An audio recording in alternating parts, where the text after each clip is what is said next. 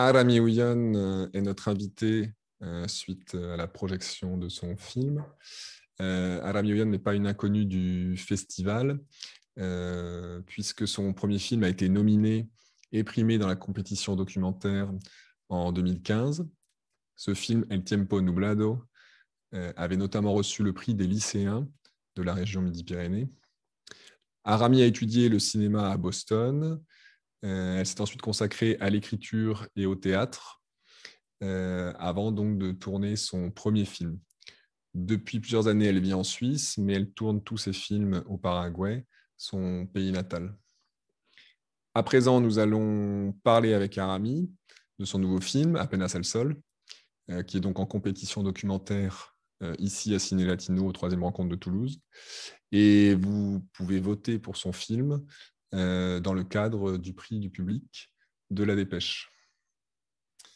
Apenas el Sol traite principalement de la lutte de Matteo Sobode Chiqueño, qui depuis plus de 30 ans enregistre sur des cassettes audio des témoignages de sa culture, la culture ayoreo, témoignages de son peuple, et aussi témoignages sur le génocide dont est victime son peuple et sa culture. Hola, Arami. Hola Manu, ¿cómo estás? Bien, muy bien. ¿Y tú? ¿En Suiza? Muy bien. Sí, en Suiza es muy bueno encontrarles de nuevo. Es una alegría enorme poder ser parte del festival una segunda vez con mi segunda película y ahora experimentando esta nueva forma, ¿no? Virtual. Extraño para todos, sobre todo extrañar a la audiencia, ¿no? No estar con la audiencia es creo que lo más difícil.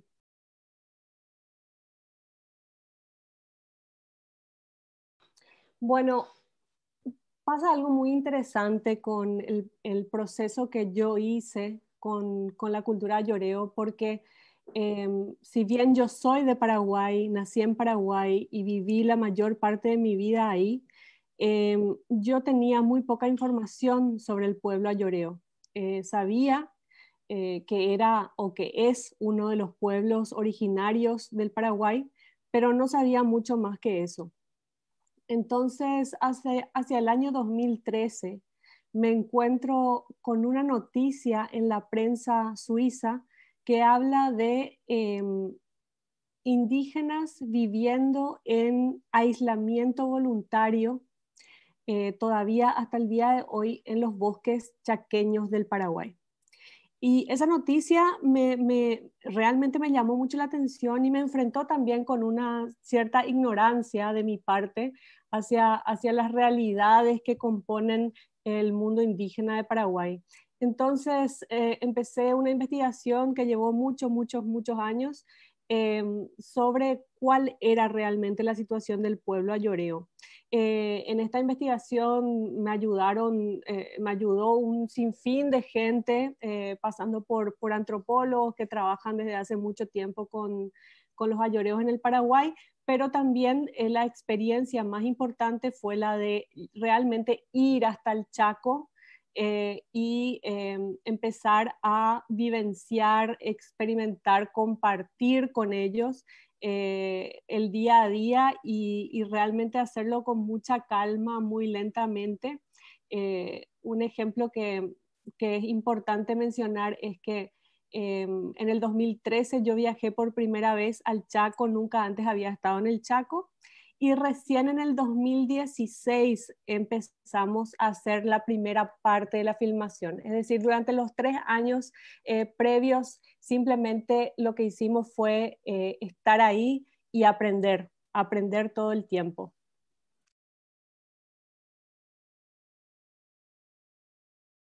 Me parece que Mateo es una persona extraordinaria realmente. Mateo tiene esta misión desde hace mucho tiempo de conservar como pueda segmentos de su cultura para que no se pierdan completamente.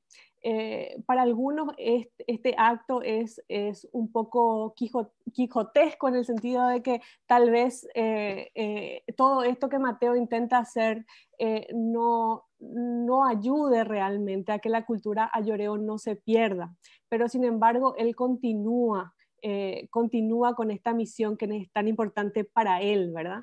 Y me llama a mí mucho la atención lo que Mateo sufrió, porque imagínate, Mateo de vivir en completo aislamiento y ser uno con la naturaleza en los bosques chaqueños, es tomado por los religiosos, por los misioneros religiosos, es convertido a la religión y por un tiempo Mateo trabaja realmente para los misioneros y realmente se convence de que la religión es el camino, ¿verdad?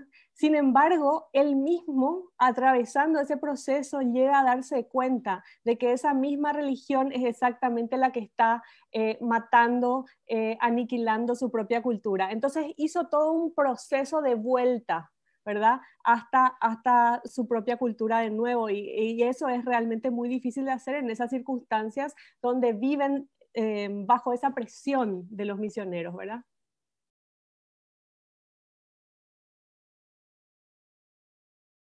En la película, eh, todos los materiales que Mateo registra son materiales que él está registrando en vivo mientras que nosotros vamos filmando. Lo que nosotros no hicimos fue tomar cintas que ya fueron grabadas anteriormente y traerlas a la película, sino lo que queríamos hacer es acompañar una grabación, un proceso de grabación real que Mateo hacía en estos encuentros con otras personas y consigo mismo también.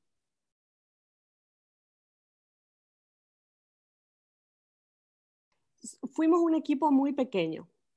En el 2016 teníamos un equipo todavía más pequeño porque era el primero y llegamos hasta ahí solamente con eh, una persona que hacía el sonido, un director de fotografía y nuestra productora de campo y nada más.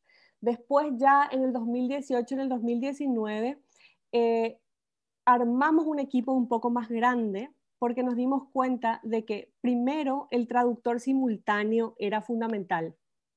Entonces teníamos un traductor con nosotros todos los días de rodaje, un traductor del ayoreo al español, y teníamos también una persona experta en conocer el Chaco y cómo poder movernos en el Chaco, porque imagínate que es una región realmente muy poco habitada y no tiene tampoco infraestructura como para poder moverse de un lugar a otro con cierta facilidad. Entonces realmente necesitábamos a alguien que conozca la zona y esa persona también era una persona que tenía muchísima experiencia en el mundo ayoreo y que podía guiarnos culturalmente para revisar siempre si estábamos yendo por un camino respetuoso, por un camino sensible. Siempre había alguien que podía darnos señales en ese sentido, ¿verdad? Entonces, en el 2018-2019 eran el traductor, el experto ayoreo, el director de fotografía, el sonidista, la productora, un asistente de dirección que realmente fue fundamental y yo. Éramos 7 personas.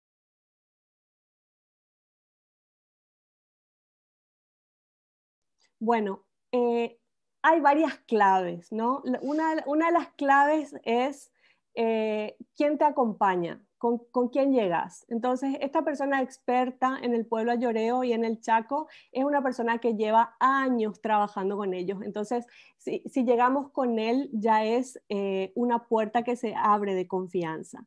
Por otro lado, el traductor es una persona ayoreo sumamente respetada en todas las comunidades. Entonces, eso también nos daba un aval de confianza.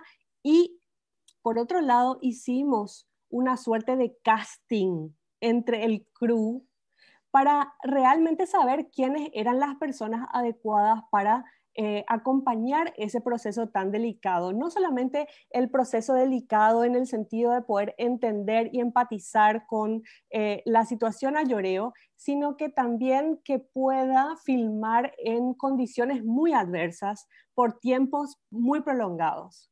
¿verdad? Entonces había toda una serie de requerimientos que estas personas tenían que cumplir para realmente poder ser parte del equipo.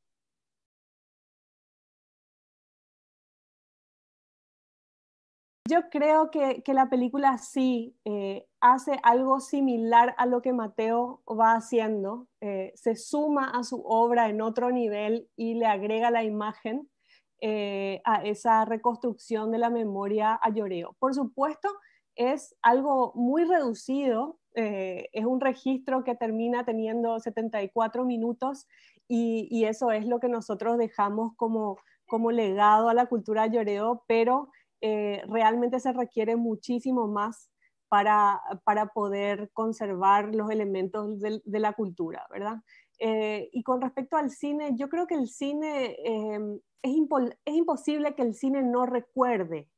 O sea, el cine en sí mismo está recordando todo el tiempo, es lo que el cine hace aunque no lo intente. Entonces, sí hay un aspecto del cine que es del registro de la historia, de la interpretación de la historia, que me parece sobre todo más importante, y le agrega una cuestión que es muy importante, que es el punto de vista, ¿no? O sea, el punto de vista que ya no es una cuestión solamente objetiva o que intenta ser objetiva, sino que se permite ser subjetiva con respecto a la historia, y eso me parece que abre muchas puertas de discusión que son necesarias, sí.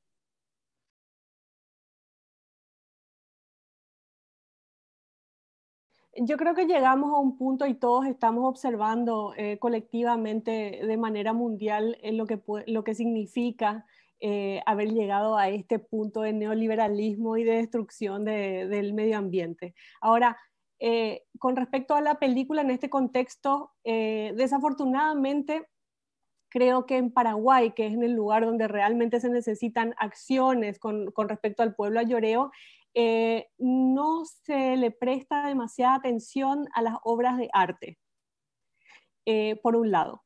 Ahora bien, yo creo que sí podemos, a partir de la película, a partir de generar discusión, hacer una campaña de incidencia directa. Es decir, por ejemplo, alrededor de la película empezar a instalar preguntas como qué es lo que realmente puede ayudar a los ayoreos hoy en día. Una de las cosas que puede ayudar de manera concreta es que los ayoreos puedan tener asesoría legal. Y te digo asesoría legal, ¿por qué? Porque el gobierno paraguayo y las leyes de Paraguay contemplan ya desde hace mucho tiempo que ellos tengan acceso asegurado a su territorio y a tierras. Sin embargo, el problema es no que no existan las leyes, sino que las leyes no se cumplen. Entonces, para eso sería bueno, por ejemplo, generar un fondo de acción jurídica que pueda realmente acompañar a los ayoreos por muchos años hasta que puedan tener acceso a su territorio de nuevo.